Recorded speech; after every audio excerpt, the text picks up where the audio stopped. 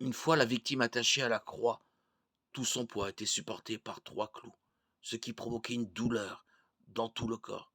Les bras de la victime étaient tendus de manière à provoquer des crampes et une paralysie des muscles de la poitrine, ce qui rendait impossible la respiration, à moins qu'une partie du poids ne soit supportée par les pieds.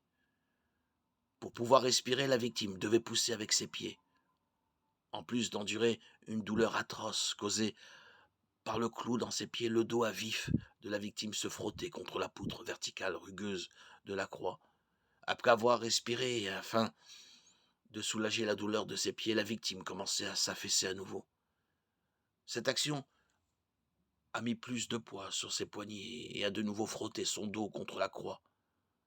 Cependant, la victime ne pouvait pas respirer dans cette position abaissée, et le processus de torture ne tardait pas à recommencer. Pour pouvoir respirer et soulager un peu la douleur causée par les clous des poignets, la victime devait mettre plus de poids sur le clou de ses pieds et se soulever.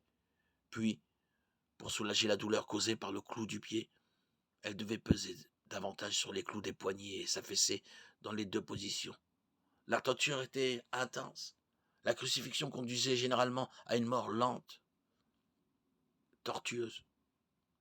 Certaines victimes sont restées jusqu'à 4 jours sur une croix. La mort survenait finalement par asphyxie, la victime perdant la force de continuer à se soulever sur ses pieds pour respirer. Pour hâter la mort, on pouvait briser les jambes de la victime, ce qui l'empêchait de se soulever pour respirer. L'asphyxie survenait alors peu après. Jean 19:32. La crucifixion a finalement été interdite par l'empereur romain Constantin au IVe siècle.